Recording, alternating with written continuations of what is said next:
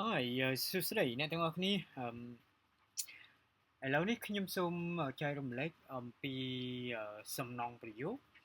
ដែលនៅក្នុងភាសាអង់គ្លេសវាជារឿងសំខាន់មួយជាពិសេសយើងជាអ្នកសរសេរអត្ថបទសារព័ត៌មានជាអ្នក report ផ្នែកសារព័ត៌មានឬក៏យើងសរសេរអឺជាលក្ខណៈភាសាអង់គ្លេសទៅលើរបាយការណ៍អីមួយ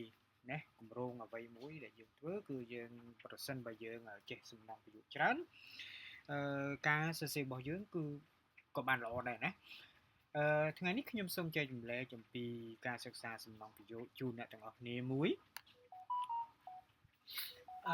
ជារឿងចាំបាច់ដែលយើងបង្កើននៅចំណេះដឹងរបស់យើងបន្ថែមទៀត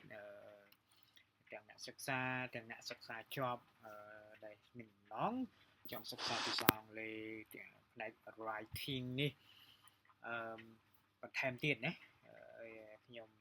នឹងចែករំលែកជូនអ្នកទាំងអស់គ្នាអំពីសំណង់ប្រយោគមួយចំនួនដែលយើងត្រូវសិក្សាណានៅក្នុងភាសាអង់គ្លេសវាជារឿងសំខាន់មួយដែរដែលយើងទាមទារយើងមានការយល់ដឹងច្រើនរៀនបន្ថែមទៀតមានថារៀនហើយរៀនទៀតរៀនពេញមួយជីវិតមិនខាតបង់ទេណាឥឡូវខ្ញុំសូមជូនសំណង់ប្រយោគមួយ clear ប្រយោគមួយណា to owe somebody from something អ្នកទាំងអស់គ្នាខ្ញុំសូមបញ្ជាក់ពាក់ព័ន្ធជាមួយនឹងចំណុចនេះបន្តិចអំពីពាក្យថា to owe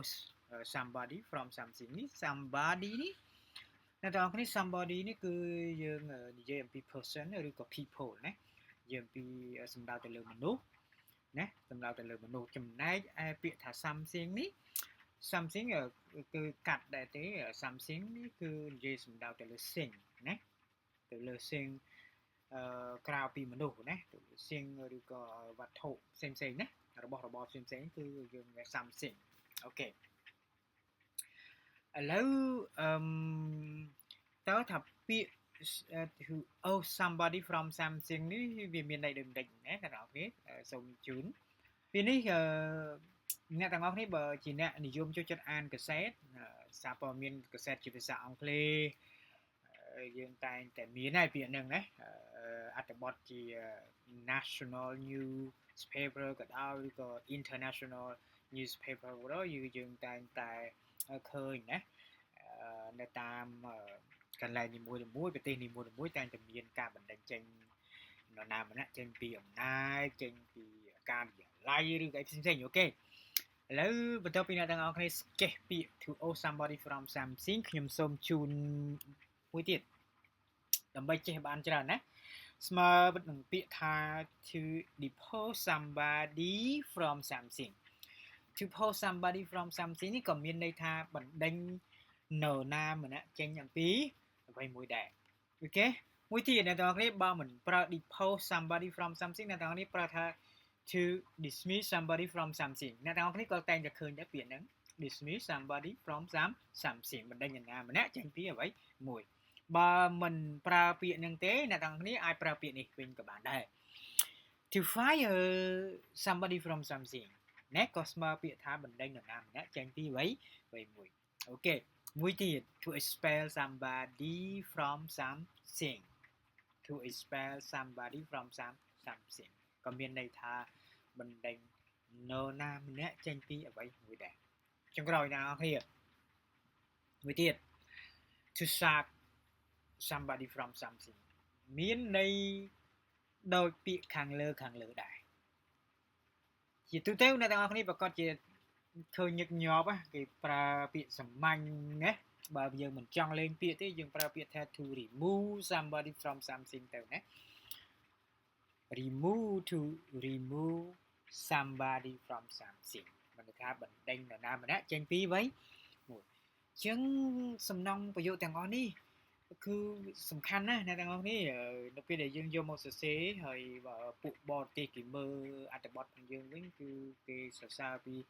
យើងពូកែក្នុងការយក structure យកមកសរសេរនៅក្នុង report ជា newspaper ក្តីជាអីក្តីណាអញ្ចឹងយើងរៀនបន្ថែមទៀតទៅជារឿងល្អមួយដែរហើយបើយើង speaking ភាសាអង់គ្លេសជារៀងរាល់ថ្ងៃយើងចេះសំណងបញ្យោគនិយាយបៀបសំណងបញ្យោគក៏ល្អដែរប៉ុន្តែជាទូទៅភាសានិយាយវាផ្សេងពីភាសាសរសេរតិចណាវារៀងលក្ខណៈខុសគ្នាបន្តិចភាសាសរសេររៀងម៉ត់ប្រាយទៅលើ grammar ទៅលើសំណងបញ្យោគឲ្យយើងបានច្រើនប៉ុន្តែភាសានិយាយ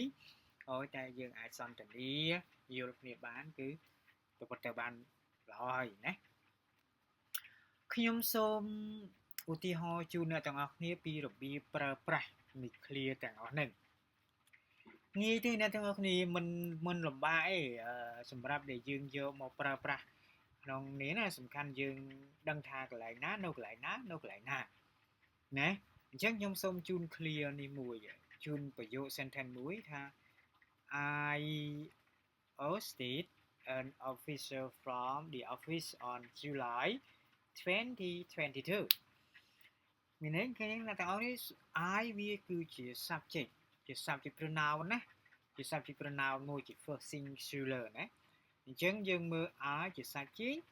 ous គឺជា verb អតីតកាលណាអ្នកនរគ្នា verb នៅពេលនេះគឺខ្ញុំសរសេរជាអតីតកាលណាដែលយើងមើល time table sorry យើងមើល time expression ខាងក្រោយនេះគឺយើងឃើញអូខេជា an office នេះ an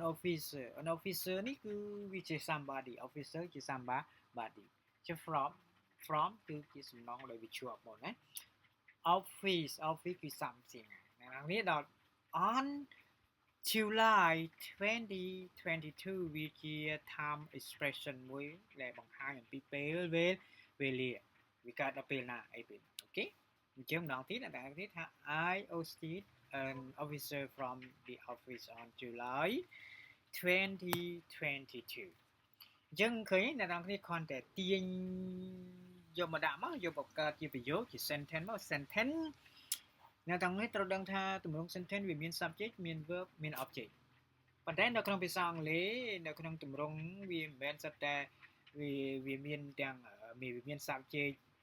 មាន object មាន subject មាន verb មាន object ទេពេលខ្លះវាមានតែ subject មានតែ verb ទេតោះនេះយើងក៏ជាប្រយោគដែរប៉ុន្តែពេលនេះអ្នកទាំងអស់គ្នាគ្រាន់តែសង្កេតយល់អំពីរបៀបប្រើសំណងប្រយោគនៅក្នុងពេលនេះអូខេអរគុណអ្នកទាំងអស់គ្នាសម្រាប់ការយកចិត្តទុកដាក់តាមដាននៅ